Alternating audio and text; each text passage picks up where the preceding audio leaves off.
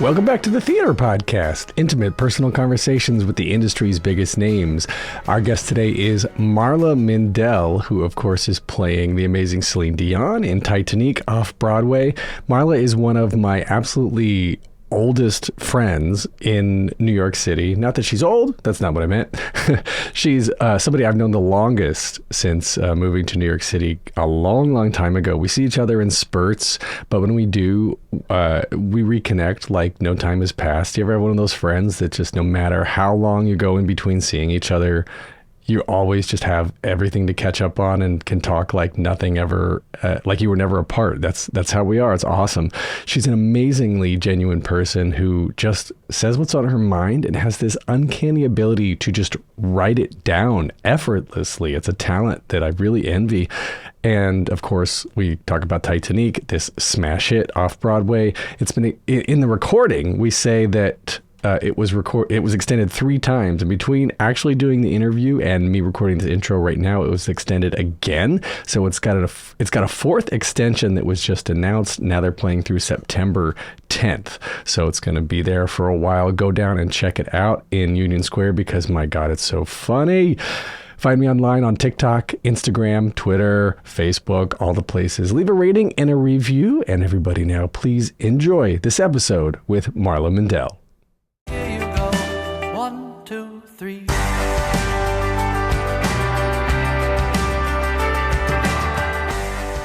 Today's guest is someone I've had the pleasure of knowing for, I'm pretty sure, the entire time I've lived in New York City, which is now, wow, over 15 years.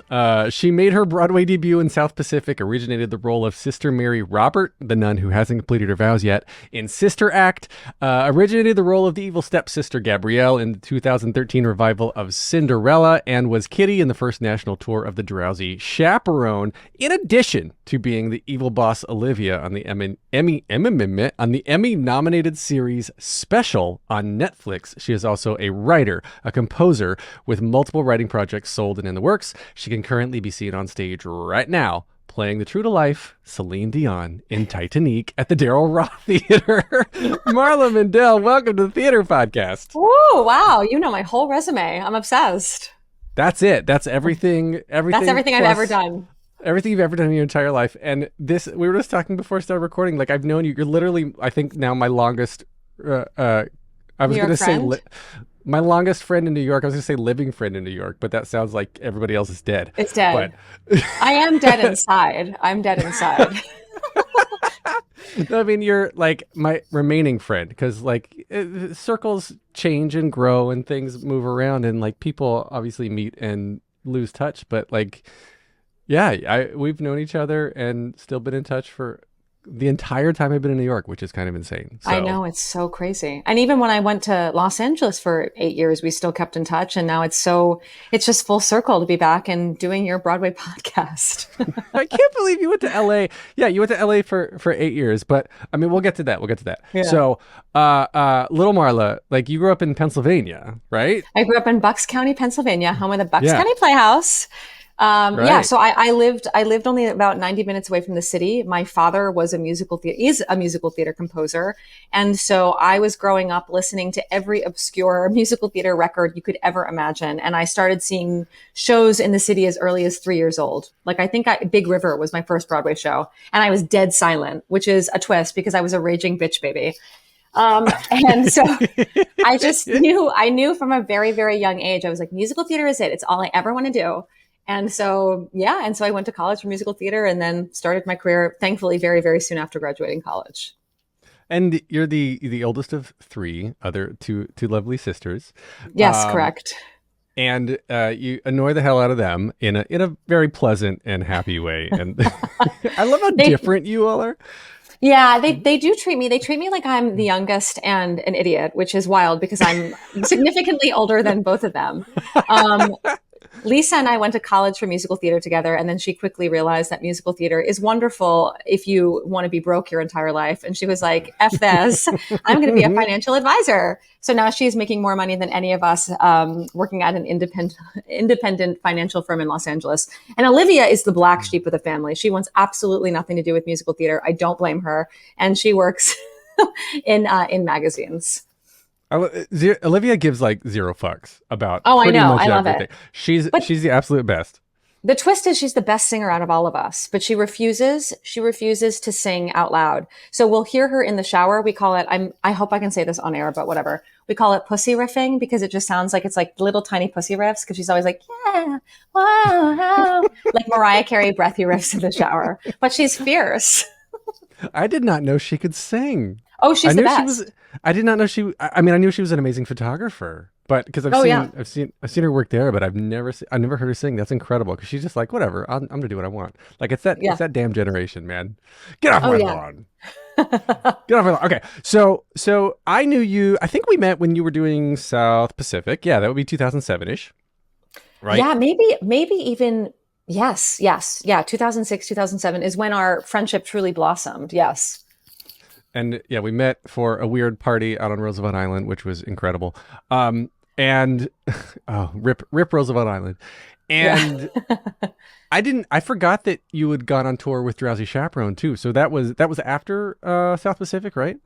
That was before South Pacific. Drowsy Chaperone. Yeah. So I came here at like 23 years old and at 24, I had booked Drowsy Chaperone. So I did that for a year. And then I came back and I reconnected with all of you. And I worked at Ellen's Stardust Diner in the meantime, which we called Ellen's STD because I'm sure working there, you probably caught something. and then 6 months later, I booked South Pacific. Yeah. And did that for like a year and a half. And I mean, you kind of grew up your whole life. You're saying you grew up your whole life. This is what you want to do, musical theater. And then you get in there and you talked about going to LA, and you and I have had many a late night conversation about like, God, this is the worst business. This is just so, it's struggle. It's horrible. I'm going to move to LA and be a writer. I mean, yes, that's exactly true. Look, for me, everyone has their own journey, but I think when you do, I was very, very blessed to be in 3 unbelievably long running Broadway shows, which never, ever happens.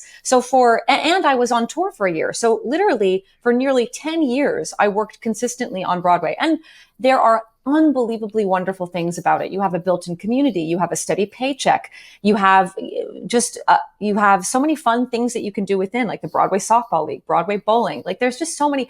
Broadway Cares Equity Fights AIDS.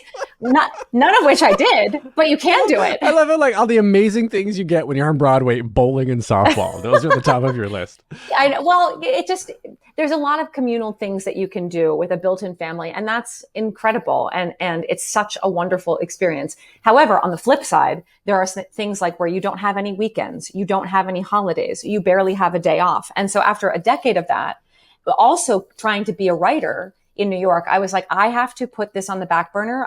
I've done it. I know exactly what it's like. And I want to do my next chapter, which is trying to become a television and film writer in Los Angeles. So I up and left after Cinderella and I moved to Los Angeles and I was like, I'll be here. I was like, this is going to be so easy. I made it in New York. I'm going to make it in LA in like a year. And God had very different plans for me because I was starting all over again. And no one knew or cared, frankly, about my Broadway resume because I was now trying to be a TV writer. So I was starting from the bottom rung. And 1 year in Los Angeles turned into 7 or 8 years trying to make it in LA.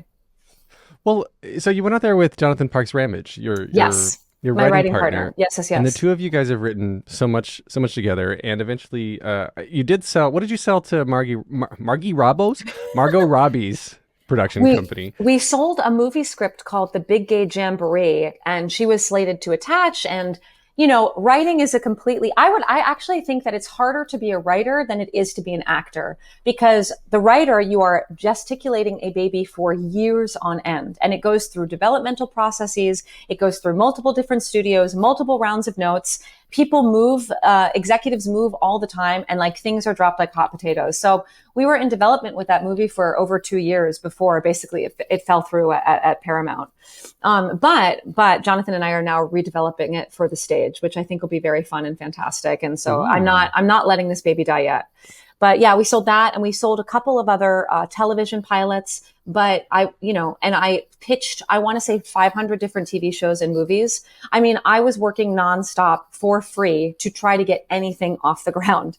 And in the meantime, I was working dinner theater at this dinner theater venue in Los Angeles doing these like very ratchet movie to musical parodies because it was the only job that I could really get. And the only job that I could do, ironically, was musical theater, even though I moved to be a writer. And that is where Titanique was, the idea of Titanique was born, at this ratchet dinner theater in Los Angeles. Really? I thought, yeah. So was it a COVID? I thought it was a COVID baby. No, it was not a COVID baby at all. No, we were doing all these movie musical parodies like Scream, Devil Wears Prada, Troop Beverly Hills. And then one night at the bar of Rockwell, Constantine Rassouli, who plays Jack Dawson in Titanique now, he came up to me and he's like, okay, the next musical that we should do is Titanic, all Celine Dion songs. You're going to be Celine. I'll be Jack. And at the time I was like, cool, tight. This will never, ever happen or see the light of day. And we sat on the idea for 2 years. And then in 2016, Ty Blue, who was the director of these dinner theater shows, he texted us and he was like, I keep thinking about the Celine Dion idea. I think we should write it. And at the time I was like, oh my God, I'm a struggling writer. I know exactly how this goes. This is going to be so much free work. I don't want to do this. I don't want to play Celine Dion. I was just like, I literally was the Grinch, re Titanic.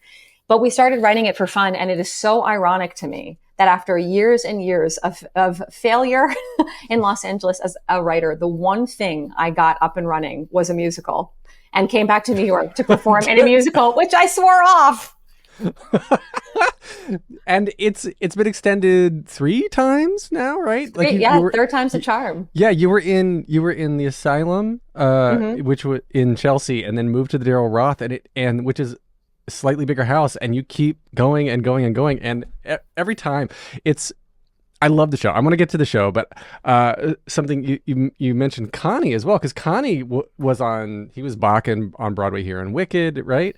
And he's got his own Broadway credit. So when did he move out? Did he go out with you, or did you all just kind of meet up there coincidentally? We met up there. I knew Connie like through various show circles. We were like acquaintances, but I would not consider him to be like a good friend. In fact, he thought I was a raging bitch when we met in New York. And I just thought he was just like a shallow gay person who just like, I don't know, just went to David Barton's gym all the time. But like, I liked him, but like, I didn't know him.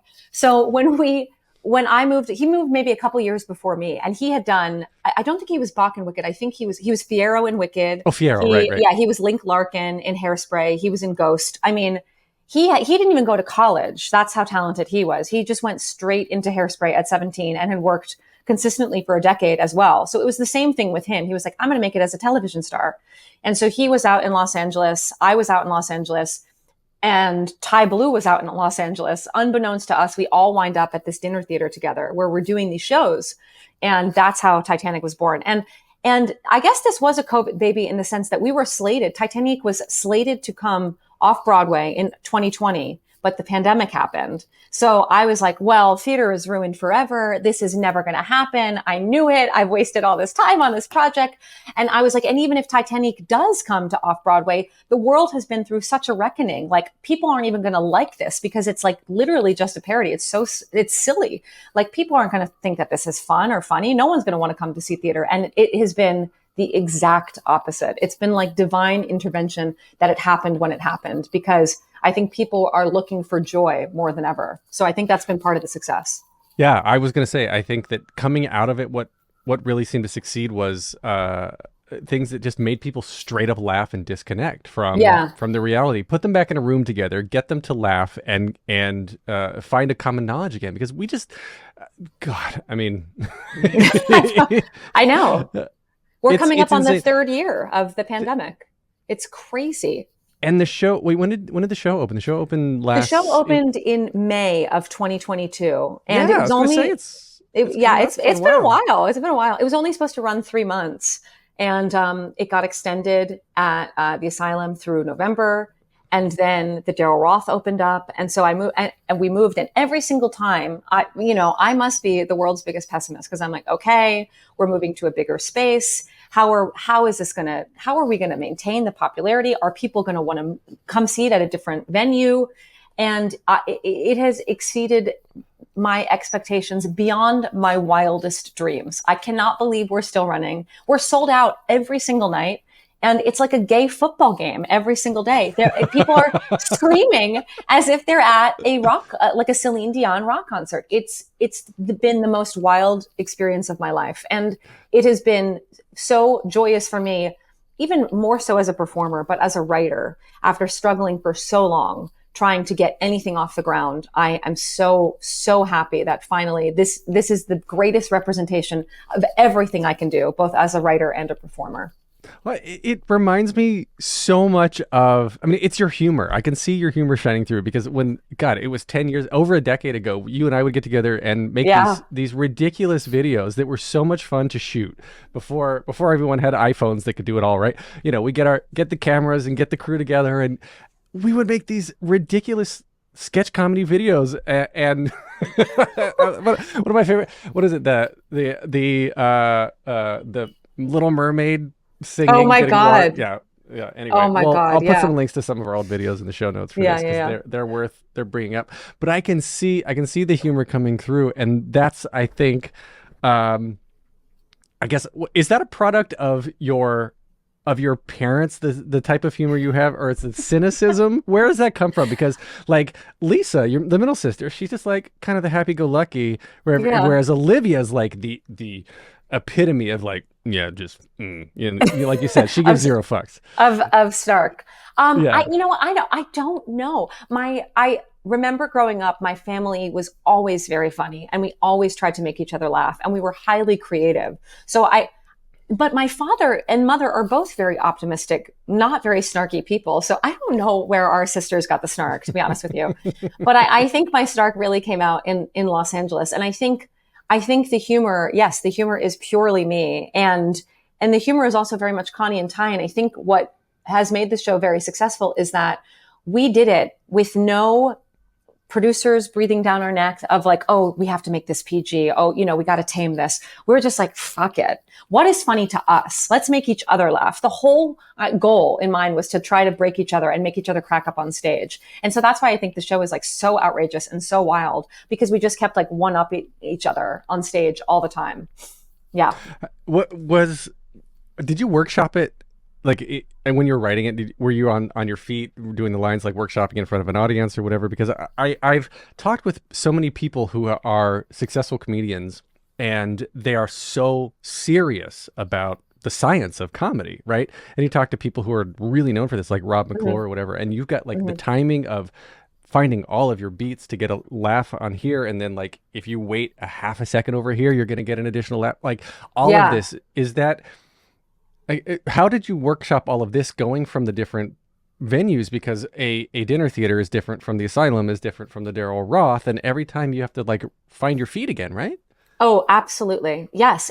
It's been a very, very long process. We started the process out in Los Angeles. So we wrote the script, and we all had different jobs, different lives. So like Ty took the first third, Connie took the second, I took the end, and then I went over and glossed over everything. So that's how we originally did it. Then we did like a couple table reads with friends. Then we would get together in Connie lived in a luxury building in Los Angeles, and he had a movie theater in the building. We would rent out the movie theater, and every Monday night we would go and we would learn music together, and we would just kind of like bounce things off each other. Then we did a couple readings in Los Angeles, which then I was, after doing some readings, we would sell out these readings. People were cackling. They were like, this is the funniest thing I've ever seen. And I was like, really? Like, we've not really spent this much time on it. There's no money. We're doing everything for free. I'm getting my costume off of Rent the Runway. Like, Connie's making the props in his home. Then I was like, it still looks like he's making the props. Yeah, I know. We kept that. We kept that part of it. Then I was like, you know what? Maybe this is actually funny. So I asked everyone to fly themselves on their own time, put themselves up in New York, and we rented out a week at the Green Room 42, where we did a week's worth of performances. And that's the first time, ironically, that we really got to workshop everything, build on beats. And then we did another run at the Green Room 42. We went back to Los Angeles. So it was like a 4-year process of just doing these readings and workshops and fine-tuning. And then the first time we ever got a real rehearsal process, ironically, was when we went to the Asylum. We had 3 weeks in a space altogether. We had never, ever had that before. Really? And really. because we were all doing this for free in Los Angeles. It was all just friends trying to make each other laugh. People were flying away, going to do jobs. So we never ever spent more than like 4 hours on the show together. So it's truly crazy to me that it has wound up being so funny and successful, because there was never any time. And then moving to the Daryl Roth, we didn't have any time either. And that was a completely new restaging. They were like, oh, we've done it at the asylum. We'll give you 3 days of tech.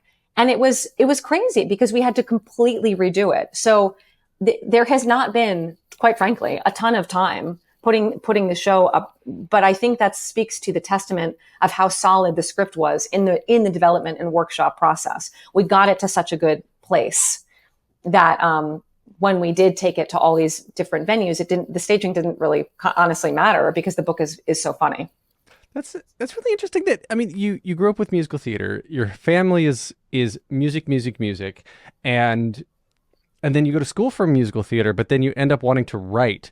And it, like, when you're, I guess, looking for well, I guess what I'm saying, where did the talent for writing come from? Did you have to craft that specifically, or like when you went into LA, did you start doing classes, or do you like look at the scripts behind movies that you like? Was there a teaching moment there where you had to start like uncovering, put the musical theater in a little box for a while and start crafting the writing bit? Yeah, I started writing. We would have these classes in college where we'd have to write like little scenes. And so I'd start, and I went to college with this guy named Jonathan Parks Ramage, who's now a best-selling author.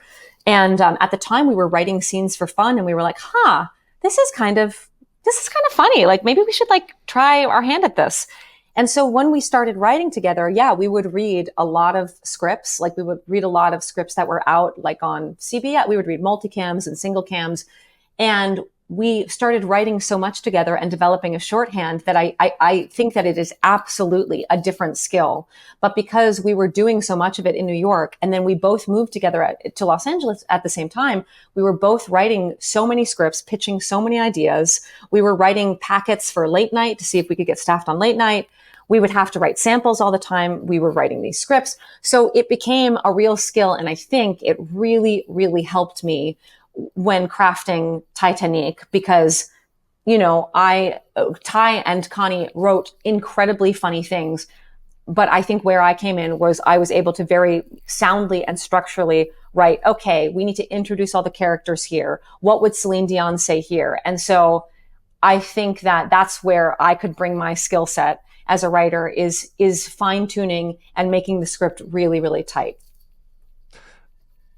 I think that's a natural ability. I mean, ultimately, school, well, I was going to say, I think it's sort of nature versus nurture, right? Because you've got to have it in there. You got to have the drive. You got to have the passion to put yourself up and decide, essentially, after you make it, you're on Broadway, you've got multiple credits, and then you're going to start over, essentially. Like you said, you went to LA and you're starting over and doing this all again.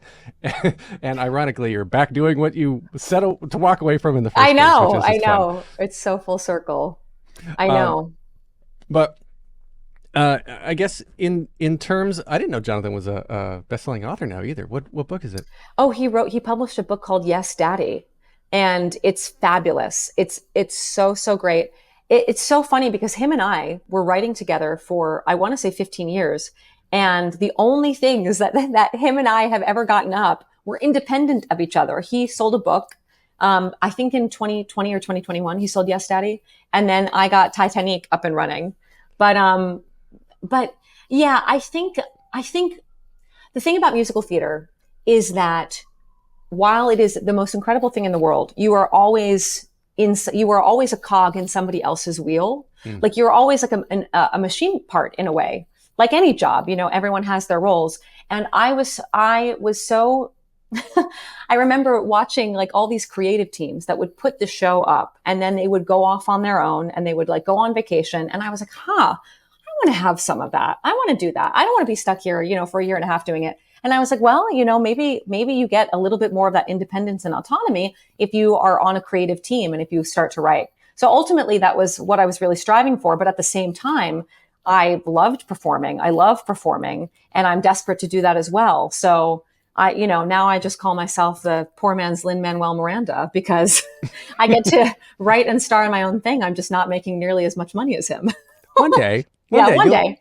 You'll get like Warner Brothers Animation, not Disney, but not Disney. Yeah. What was the that CCM video that is still like a cult viral hit of you doing Colors of the Wind purposely off key? Yeah.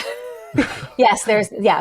That is when that's really going to date me. That's before YouTube. That's before TikTok. It went viral right when like the internet came out. So like viral back then was like people emailing each other being like, hey, you should listen to this. Yeah. And it's so funny how the internet, like, don't believe anything you read on the internet, because I remember I sent it to you because somebody forwarded it to me. Remember when email forwards were a thing? It was forward this to 10 of your closest friends. Yes. And it was, listen to this audio file of an actual Caribbean cruise line audition. And it was the audio from your video. Stop it. So, do you not remember this? I sent this to you because it was sent to me by Evan Rachel Wood's father. Who... Wait, no, I did not know this at all. Wait, what? So yes, I performed with Ira David Wood. So in Raleigh, North Carolina, where I'm from, right? So I've done some things with David Wood, and he maintains this email list of stuff, and he's like, check this out. This is a real audition from a cruise line, from Carnival Cruise Lines or whatever it was. And I was like, I play it, and I'm like, okay, what is this? I'm like, I'm like, holy shit, that's Marla. That's Marla's video. And I wrote it back. I'm like, this is David. Come on, man. No, I know. I remember when I was working at Ellen Star Steiner, they were like, have you heard this one like middle-aged woman sing Colors of the Wind? And I was like, hi, I'm Marla, and I'm certainly not middle-aged. They were like, wait, you did that? So then they were like, can you sing it for the customers? So there would be days where I would sing Colors of the Wind in that voice at Ellen Star Steiner to a boatload of tourists who were probably like, who the hell is this 23-year-old woman with this terrible voice? Yeah. Oh my God. Yeah. Okay. I'll find that because I'm sure it's on YouTube somewhere. We'll add it to the show notes or put it on Instagram. God, that's so freaking funny. Did you ever get to write or contribute creatively to Special on Netflix? No, I did not. That was all Ryan's baby. But he always gave me liberty to improv anything I wanted. And to be honest with you, I never really improved all that much because his writing is so funny. Yeah. And the writing for my character, Olivia especially, was the funniest. So I did not. That was really his baby, and he had like a mini writer's room. And I was very happy to come in and just say his lines because they were so friggin' funny. And it was just so great getting to play like a well-dressed bitch. It was like Devil Wears Prada, but again, less money. And then you've also tried The Devil's Bitch. You had your own feature film that you correct your own musical feature film. Musical feature film that's out there as well. I am just in awe of how much you have tried to create and successfully created as well. Like, it just goes to show you that there's so much that happens behind the scenes to get someone to where they are in terms of being on stage, or even the creation, or like the amount of creative team members that go into putting something up, right? And or happenstance circumstances. Like Titanique, would it have been as popular as it is had we not have the pandemic? I'm not saying that the pandemic is a good thing, but like we were just talking about, coming out of it, people needed something to hold on to laugh, and to really to focus on. And this was like the perfect thing. And then like Celine Dion knows about it and gave her blessing. Well, I don't know if she's given her blessing. I think her team has given her blessing. So when we were doing these readings in New York, David Foster's manager, David Foster is a composer who wrote all of her iconic songs. So his manager came and then started bringing lawyers. We had music rights people coming. Then we got David Foster himself to come see it. Then Celine's publicist came. And while we've been at the asylum in Darrell Rough, Celine's backup dancers, her makeup artist, her physician, everyone within her world has come to see it. And one of her former music agents came to see it. And they have just said, she would love this. She would love this. And I think she would too. She's got to know about it. She has got to know about it. She has to, because everyone tags her all the time. They tag her so much for Titanique musical that I feel bad. Like, I've stopped tagging her because I don't want her to be like, who is this annoying girl who thinks she's me? So yeah, it's it's been just wild, but everyone has said this is so up her alley. And I'm glad, because truthfully, like, she taught me how to sing. I listened to her growing up constantly. And Connie and Ty are both huge fans. And Nicholas Connell, who's the music orchestrator and arranger and musical director. We are all such huge fans of her that what I hope that this looks like is not only very funny, but as a love letter to her, because she truly is one of the greatest singers of all time. So I'm glad that everyone has come to see the show, and I'm glad that they love it and they think that I remind them of her, because that's the greatest dream for me. Well, it kind of ties together a bunch of I guess there's a cultural aspect to this too, because what did you call it? It's a big gay Super Bowl or something. It's a gay football game. A gay football game, right?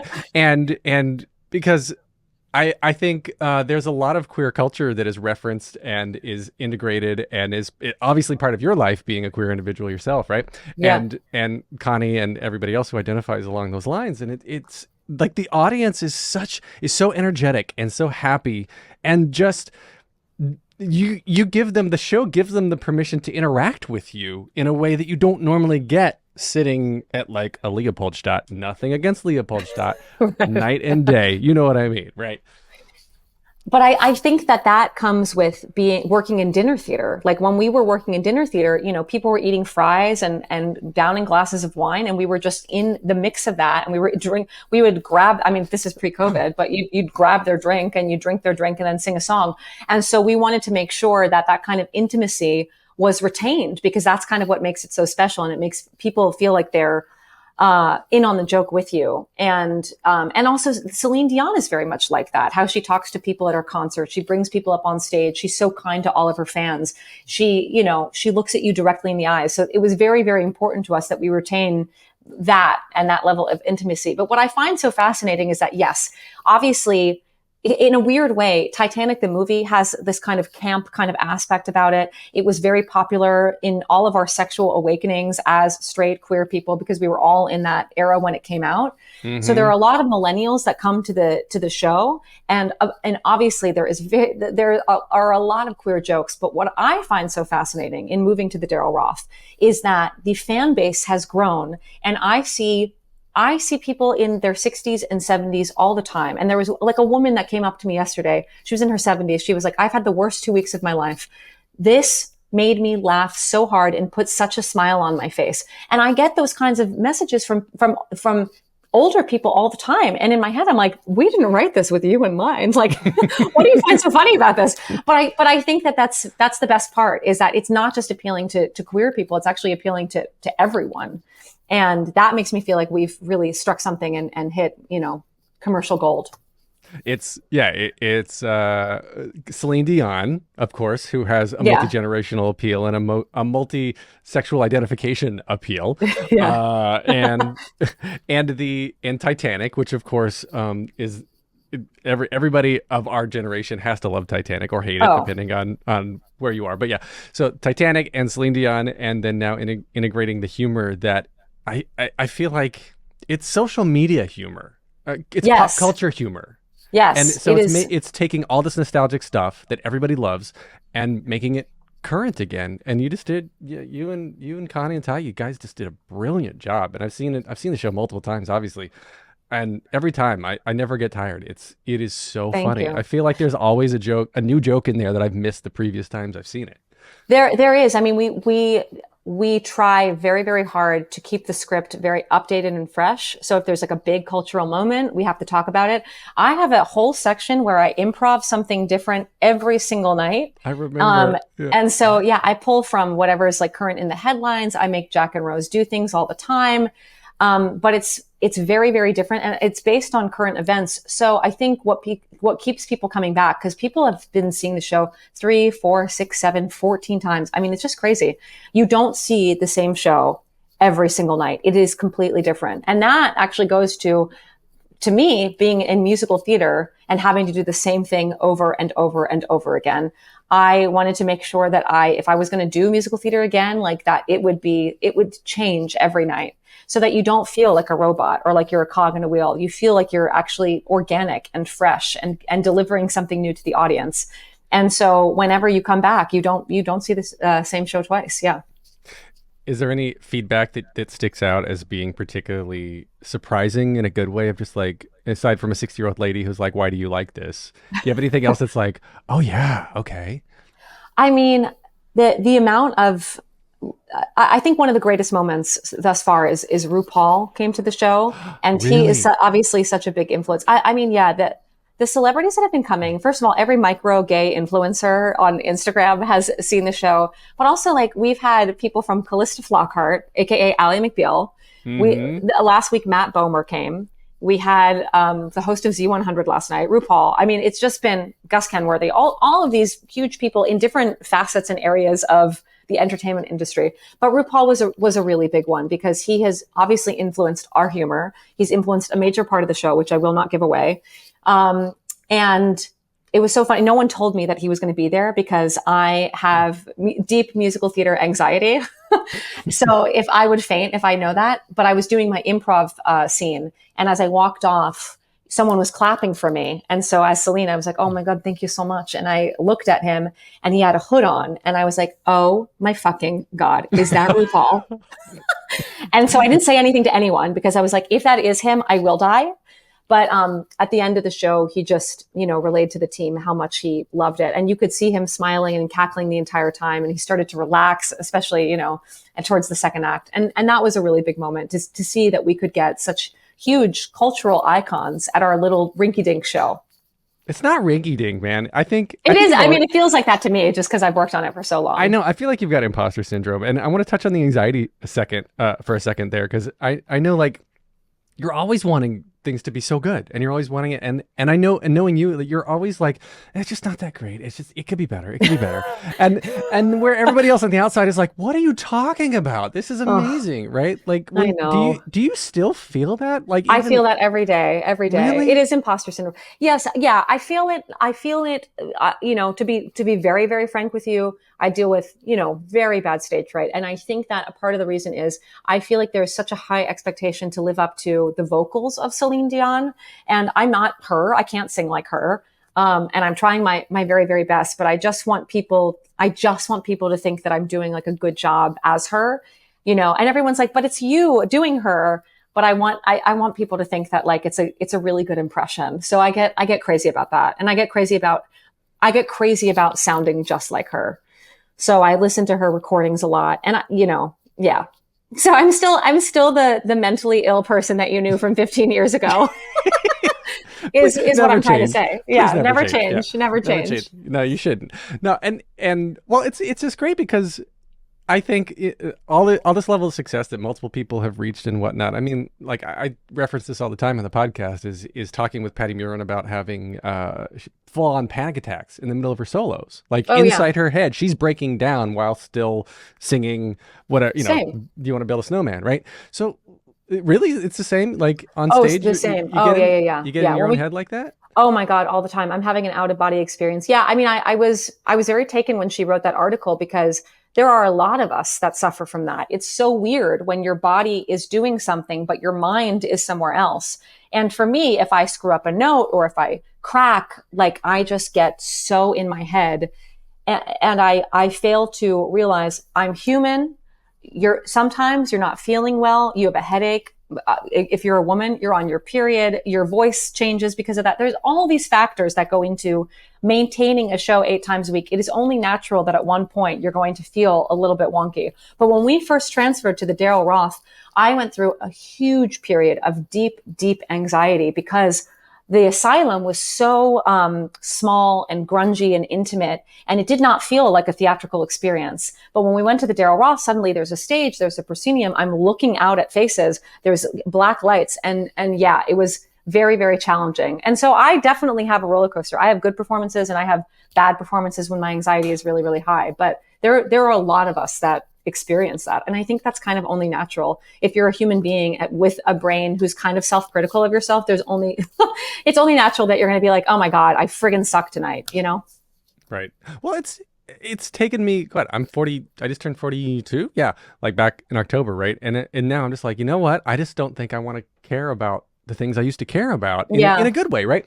And because it's taken a little bit of being a dad and having kids and looking through their world and saying like, oh man, the stuff that they're concerned about, like they come home so upset because somebody was just like, I'm not going to be your friend anymore. Right.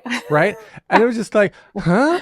Oh yeah, I guess that still matters when people say that because they mean it in that moment, and then tomorrow they're totally fine again. It's as fickle as the industry is in general. But gosh, I maybe I should have a child, and then I won't care as much. Is that what you're telling me?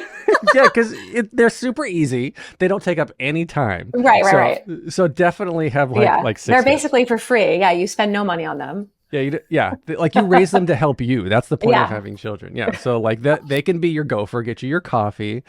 Did I tell you that there was one day when I think Jackson was, how old is he now? 6? He was about 3.5, maybe 4, and he made my coffee in the morning. Wow. So I wake up to, our Google smart homes we use as walkie-talkies so we can broadcast across them. And so I'm in another room. I hear bloop, Daddy, I made you coffee. And I'm like, I bolt out of bed, run to the kitchen, expecting to see like coffee and water and everything all over the floor. And I'm looking around. I'm like, it looks fine. And it's this perfectly brewed little cup of coffee. Oh my God. Wait, now you're like really selling me on having kids so that I can just get a cup of coffee every morning. And now, so the other day I was like, Jackson, you want to help me with dinner? He's like, no, but I'll still make you coffee. Oh, like, love. Oh, great. Okay. I don't know if I've ever asked you, I don't know if we've ever talked about this. Do you have a fun coming out story? No, I have a terrible coming out story, but it's Really? funny in retrospect, and I'm happy to tell it to you. Okay. I was in a secret relationship with a girl in my high school. She wrote me a love letter. I dropped the love letter during Music Man rehearsal where I was playing Marion the Librarian. My high school theater rival picked it up. She started telling the entire school. My girlfriend at the time confronts her the next day at rehearsal and is like, hey, Ariel, come here. And she decks Ariel across the face and then gets suspended. And Your then girlfriend gets suspended. My girlfriend at the time gets suspended. Your secret girlfriend. My secret girlfriend. And I'm so scared that Mr. Mankowski, who is the theater leader, I'm so scared he's going to call my parents that I ended up telling my parents that I was in a relationship. And then they didn't believe me. Because I was also dating men. I was dating men all the time as well. So my parents just didn't believe me. Yeah, it was a wild, wild story. That's ridiculous. That's my coming out story. Well, so they were, okay, I don't even know where to go with this because they were like, you're like, okay, mom, dad, I like women. And they're like, no, you don't. Yeah, they were like, how is that possible? You had boyfriends all through high school. And I was like, yeah, but like you can do both. I don't know. It was the 90s. So that didn't compute. Even in the 90s, that still didn't compute for them? No, I don't. And your dad being in musical theater? I know. My dad is basically, no offense to Steve, because I love him, but he's basically a gay man / woman. So I was like, he, of all people, will understand the plight because he's like so theatrically inclined. And I just don't think, it was just a different generation, which is wild to say because it's the 90s. But I think now, if I were to say that would be like, okay. You know what I mean? Because like, I feel like every Gen Z person is queer in some way. Closeted, of course. Yeah. Or because you couldn't talk about anything. Yeah. Yes. So yeah, that was my coming out story. It was not a good one, but it's a great story. Well, that's funny. That's funny. So she got suspended, and so I guess the rest of the class at that point was like, "What the hell?" Or they were like, "Oh yeah, we knew." No, like no one really knew, but she got suspended, but then she decided to take the entire like year. She like got homeschooled. So then she was like out of the picture. So then I guess people knew about it, but no one, the good news is that I was not bullied. Like no one ever like came for me, which is great because it was also the 90s. Like you just, you don't know. And everyone has a different high school experience, but it ended up being fine. And then I went to college and everyone in college is gay. In fact, we had a term called gay by May. If you came to the college in September as a straight person, by May, you would be gay. And that was true for literally everyone in my class. Fair. All right. Yeah. Well, sexuality is a spectrum. That's yeah, exactly. Right? The kids now like get offended if you try to put somebody in a box, right? And I've got listeners of that age. And so like I want to understand this. And again, being the ripe young age of 42 that I am, it's now coming around. Like, I'm allowed to talk about it, but I didn't get to experience the same thing that they get to experience when they are that age now, right? So, because especially in North Carolina, where I grew up, that additionally was not cool. And I couldn't, being that I wasn't involved religiously at all in town, I couldn't even date people's daughters who went to church, and because I wasn't Baptist, and oh my God, yeah, it was a time, it was an experience. Wow. Yeah, I wish in a way that I wish we were raised in this generation, and I don't because of iPhones, but like in terms of like being queer and doing whatever you want and having open discourse about everything, I feel like Gen Z is so good at. And so yeah, I feel like my coming out story would be a lot different had it been in 2023. Yeah, I mean, hopefully it wouldn't have been cyberbullied. That's the worst. Like, because once it's out there, you can't take it back, you know? Yes. Yeah. Absolutely. Yeah. Well, I want to wrap up with 3 closing questions that I ask everybody on the podcast. The first question, just very simply, is what motivates you? Making people laugh. That motivates me. Like seeing smiles on people's faces and cracking a joke and seeing someone cackle. That motivates me every day. Cackling. That is a special kind of laugh. We call it a genuine cackle. You know how you are like lol on the phone? Yeah. But like you don't know if someone's actually lolling. So a gen cack, when I say that to my friends, is a genuine cackle. That means I'm actually laughing while reading the text. That motivates me. A gen cack. Which if you're Boston has a totally different meaning. A gen cack. What advice would you give to your younger self and younger people listening now, starting out down a similar path? Be fearless. And never, ever take no for an answer. If somebody doesn't believe in you, screw them. Do it yourself. You know, just always keep plugging along and believe in yourself, because you'll make it happen. Even if no one else believes in you, you'll make it happen. I love it. Okay. If you can only see one show for the rest of your life, but you can see it as many times as you want, what would you see? Oh my God, you're going to laugh. Ghost the musical. We saw that together. I know we did see that together. Oh my God. People, they ream me for it all the time. It was my favorite musical. I saw it 4 times. Granted, I was on Pop Brownies every single time, but it was... Yes, we were. It was the greatest musical I've ever seen. It had everything: ballads, great songs, magic, comedy, tears. It was amazing. I stand by that. I have fond memories of that show, and I appreciate it. Yeah, and also, and then she fell as well, way out in Bushwick. Was that where? Oh yeah, then she fell. Oh my God, yeah. Unfortunately, I was also on a Pop Brownie. I don't do Pop Brownies anymore. I feel like Then She Fell was the last time I was like, okay, my time is up. That's a wrap on me with Pop Brownies. Yeah, that was a lot. Great. Where can we find you online? Connect with you. Connect with the show. Oh, you can connect with the show at Titanique Musical on Instagram. You can buy tickets, titaniquemusical.com. You can find me on Instagram at Marla Mindelle. Please follow me. I don't know why. Please follow me. I'm pushing 40. I have 0 followers. Maybe it'll help me, I don't know, book a TV show in the future. So give a gal a follow.